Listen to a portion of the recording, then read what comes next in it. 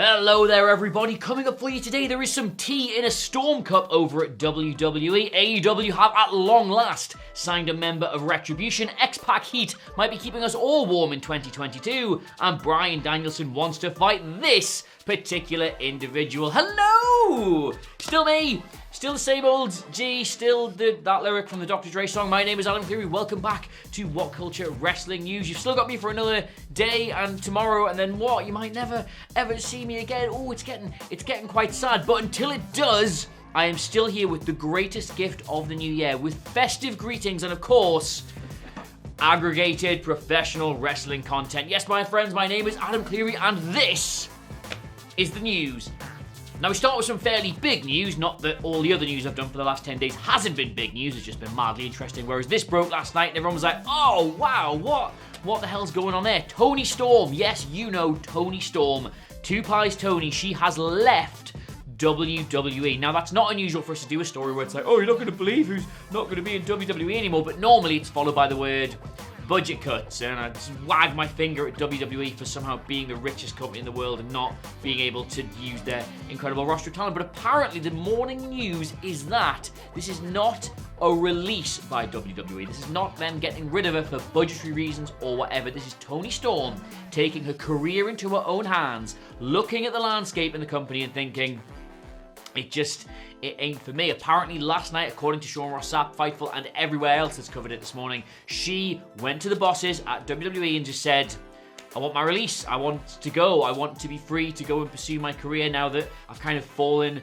off a bit here on SmackDown, which is, well, I'm not going to editorialize this just yet because we've got a few more facts to get to, but that's, I think, incredibly brave and something that will work out very, very well for her. Now, of course, Toni Storm's time in WWE has been a bit weird. She's one of the very few people in that company to have appeared on NXT UK, NXT, and the main roster. And now she's on SmackDown. She's feuding with Charlotte. The future looked, I think we discussed it on a few podcasts, rosy for her, especially given normally what happens to the performers that come into the main roster via that same route. But yeah, she lost that feud to Charlotte. She had this thing of being on television and doing something interesting, then disappearing for weeks on end. They put so many comedy segments into this feud with Charlotte. She was working the house show tours as part of a triple threat with Sasha Banks and Charlotte, but guess who was eating the pinfall in those matches? So she's just not content with her lot. She's looked at the landscape of a revived wrestling independent scene and thought, I was happier there. That's gone off behind me. I'll fix that in a little second.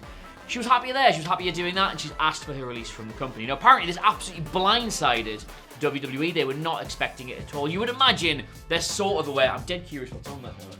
Oh, it's news. It's horrible news. Okay. They're kind of aware of when people aren't happy, and they kind of know when these things are coming. But apparently, there was no indication whatsoever that Storm was dissatisfied. So it's caught them off guard. And I just want to say, I know people normally say, oh, now's not the time to speculate, now's not the time to do this.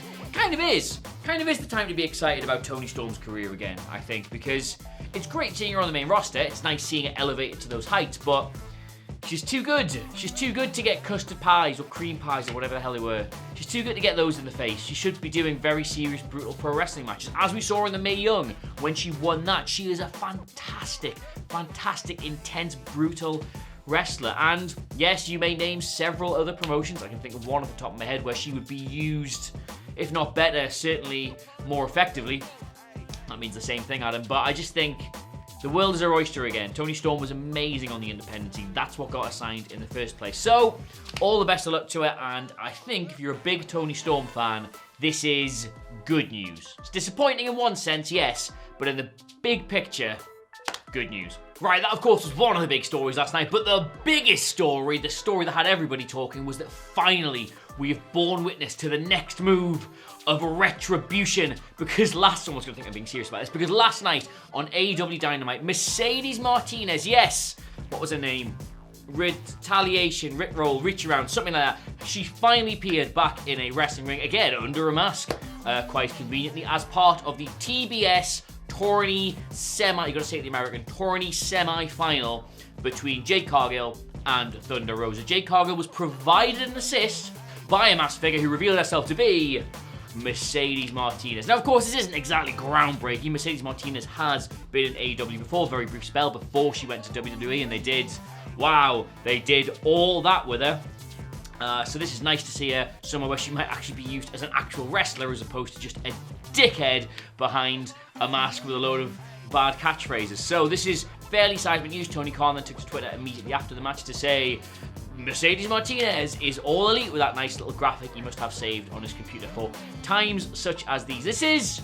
Some people will be disappointed to see that the TBS tourney semi-final had a bit of a screwy finish because AEW tends to take these things more seriously than that. But you had Thunder Rosa and you had Jade Cargill, and you don't want to hand Cargill her first loss in a semi, probably the way you've booked her so far, but at the same time, Thunder Rosa should probably be going on to win this. So this, I actually think, is fantastic because now we're going to get Ruby Soho versus Jade Cargill. Boom, can't wait to see that. But we're also going to get Thunder Rosa versus Mercedes Martinez, which would probably, if you were fantasy booking at about the midway point of this year, right after the Retribution stuff finished, probably be one of your top must-see women's wrestling matches of the next 12 months.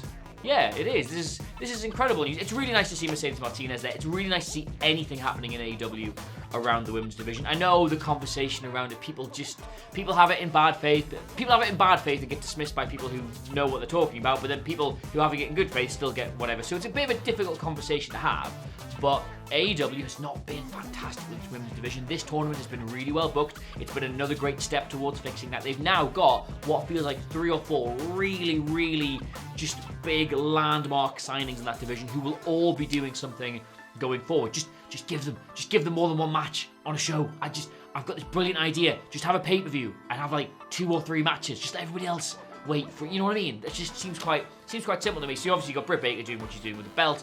We're going to have the TBS final. We've now got Mercedes Martinez and Thunder Rosa, who are going to have a story, a main event standard storyline, which will have nothing to do with the championship. Just a feud, like a normal feud, like normal men might have one day. So this is wonderful news for Mercedes Martinez, wonderful news for AEW, and wonderful news for T-Bar.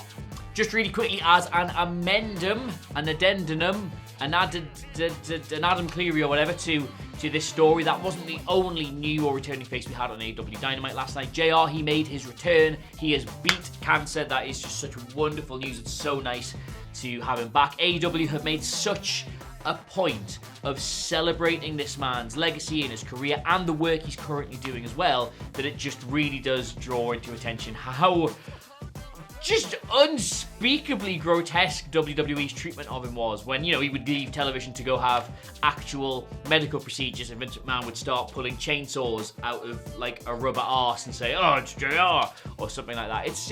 It's really bad. Anyway, Chris Jericho also returned. We didn't know what was going to happen with the whole Eddie Kingston, Santana and Ortiz thing. It felt like that was an obvious win, but then where'd you go with it after that? Chris Jericho, he reappeared. The heels actually won that match. Well done, 2.0, our boys. They won that match, and then they beat the faces down afterwards. Chris Jericho made the save. Santana and Ortiz were like, our friend, here to save us. Wonderful news. And Eddie Kingston was like, how dare you? How dare you stop me getting a kicking? The only person who stops me getting a kicking is me, and I was getting a kicking, and I hadn't stopped me getting a kicking yet. So what do you think you're doing stopping me getting a kicking? And he squared it with Chris Jericho, and that's a feud I really want to see. Right, now, some news for people who love wrestling purity. For the kind of people who hear the term XPac Heat and roll their eyes all the way back into the skull as if they are nearing the point of orgasm, but in a bad way. Because as everybody who likes to think they know professional wrestling, / actually probably does know professional wrestling, will tell you, XPac's brilliant. His run as the 1-2-3 Kid was era-defining. Punk and Darby Allin literally went spot for spot. They recreated a match between him and Bret Hart. So good was he. So underappreciated is he. Possibly the most underrated wrestler of all time. XPac, and, well, he may be coming back. He was on WWE's The Bump last night, and he said that come early 2022, the start of 2022, he will be ready to go. The guy's been rehabbing a torn ACL since 2008. It didn't stop him doing random bits here and there. Didn't stop him working indie dates. I think his last show was in 2018. I'm gonna get this right. He tagged with Jushin Liger and I want to say Shane Helms at like a wrestling carnival thing. That could be completely wrong, but I think it's right. Anyway, about 2018, he was doing stuff. He's had to fully rehab that injury now, but apparently he has been given the all clear by medical professionals, which is a bit of a telltale sign for me, because if it wasn't related to a WWE return, he would have just said doctors, wouldn't he? He would just say doctors like a normal person would. So everybody who wants to see him in the Royal Rumble next year, I think your wish may be granted. He has, of course, said he wants to do one more big match. There's been a couple of wrestlers already replied to him on Twitter about it, Ricochet being the main one. But a nice little short XPac run where he just gets to put on the kind of matches that really showcase what he is, what he has done, what people who actually understand this stuff think about him, rather than people like me who just remember being really boring and dull and annoying around the turn of the millennium. Some kind of legacy building run would make me as happy as Little Larry. Who is Little Larry? I don't know, but he's very happy. Alright, last story for you today. I've got some absolutely sensational Bryan Danielson quotes about Ring of Honor here. First of all, and I should have led with this as the headline, by the way, he was nearly at Final Battle. Bandito pulled out, he couldn't do it, and obviously a lot of the talk at the time was they should get Danielson in. The guy pretty much defined an entire era of this company, and there's a spot, but then it didn't happen, didn't appear. People were like, oh, that's a shame, must have been allowed to do it. Apparently, if you believe this, not so. He got asked, he was on, where was he? He was on, he speak to Sports Illustrated, and they asked him about that question, and he said, it's interesting, I'm not on my phone, ever. It's hard to get me to pick up my phone at any given point of the day, so I didn't realise until Saturday morning, which is the day of Final Battle itself, that Bandito couldn't do the show. I was like, that would have been perfect for me to come in and do that. It would have been a lot of fun. I'm not sure it would have been okay with the state my knee was in on Friday, but I think it's a match a lot of wrestling fans would want to see. So, not gone so far as to say he missed the call, more that he's just incredibly difficult to get a hold of. But that he would have done it is the key thing, and I think seeing Bryan Danielson at Ring of Honor Final Battle would have made me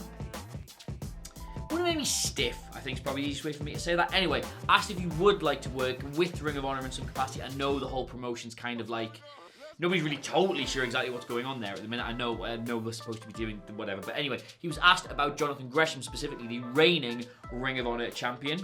And he said, he's one of the guys I want to wrestle. He's one of the guys I want to wrestle. They say it's the champions who make the championship, right? I think Jonathan Gresham is a great wrestler who would really make the championship. But without the platform, or if you don't have the vehicle to show off how talented Jonathan Gresham is, it makes it difficult. The title is in good hands with Jonathan Gresham, but the hard part is what happens in Ring of Honor. We're all waiting to see what they end up doing now. As it stands, as you I'm sure are aware, there is not really any concrete plans or possibility of Ring of Honor doing much in the near future, but the thing is, it's a brand name at the end of the day. Yes, obviously it is defined by its shows and its fans and everything else, but it's still something that can exist somewhere else. Now, I know we all like to think about invasion angles and whatnot, but AEW have opened the forbidden door. They've worked with Impact. There's talk about them working with New Japan. They've technically worked with everybody if you go back to their original days. So, Ring of Honor doing an appearance at an AEW show with Ring of Honor matches, with Ring of Honor stars. I think it would be quite interesting. Or, Daniel Bryan's already done the whole Nexus angle before. Daniel Bryan, Jesus, God forgive him. Bryan Danielson has already done the Nexus angle before. Why not lead a bunch of disgruntled Ring of Honor types into AEW? Or what? You've got legitimate heat there. If it wasn't for this company, we hadn't lent you all our stars for your first show, you would be nowhere. We sacrificed everything so you had a shot at all of this. And now, where were you guys when we needed you? There's a great angle there. Led by a disgruntled Bryan Danielson, and who knows who else coming out of the woodworks. I know invasion angles are clapped. I know they're played out, but I'd watch it, and so would you. Alright, I've got to record 4 podcasts today, so I've got a really quick Twitter question for you from an account name that I am not going to be reading out or putting on screen. Wow, they let you have that. They really let you have that. Okay, what are my thoughts on the use of judges for Bryan Danielson versus Hangman Page? Very simple. I think they're great, provided you don't use them. Now, that might seem contradictory, but I think the whole thing about the judges is, because this is the thing, if it was WWE, they would have one match with judges, and it would go to the judges, and it would be a screwy finish, and it would simply be used to start a feud between one of the people and one of the judges, or there'd be some rubbish, they put a celebrity in there, or something like that. That's how they'd use it. What AEW need to do is establish the concept of judges over a period of matches without ever using them, so that when they finally do go there, you're not expecting them to do it. Because the first time they had them, you thought, oh, I'll go with the judges. And this time they're doing it again, so I'll probably go with the judges. Have 5 or 6 matches, have 7 or 8 matches, have 5 years of matches. with the occasional judges in them. I never use them.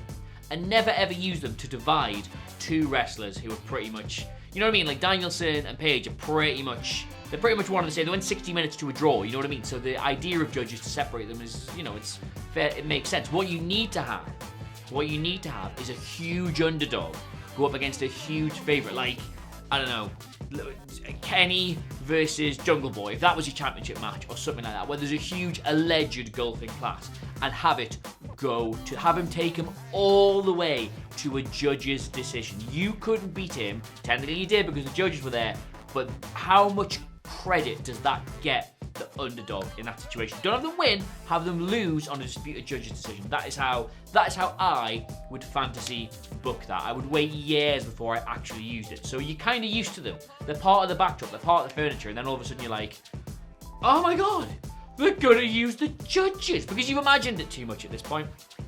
They need to get you when you stopped imagining it. That's my answer. That's all we've got time for today. I'm afraid I was going to do loads more Twitter questions, but I finish for the year tomorrow. Now I know you're probably thinking, well, it's the last day of the year tomorrow, Adam. That's not really much of a holiday, but I actually get my Christmas break from Saturday onwards. So I got a lot of I've got to cram. Like I'm doing Wilborn and Andy's job here. I have to do my job at some point as well. So I got a lot of cram in today, and also there's a huge selection box still outside, which I haven't finished yet. So I've got a lot of Mars bars, Maltesers, Galaxy Caramel, and Milky Ways to get through. Twixes also, but I will not be touching either Snickers or Bounty because they are disgusting, but feel free to argue amongst that yourselves in the comments below. As with the news, let me know what you made of it all in the comments below. Of course, don't forget to like, share, and subscribe. Where can they get you on Twitter, Adam? Thanks, Adam. You can get me at Adam Cleary, CLERY, the entire WhatCulture Wrestling family at WhatCulture WWE. But in the meantime, thank you so much for watching. Our time, it draws to a close. I've definitely done too many videos. It draws to a close, but I'll be here tomorrow, and I will see you soon. Bye.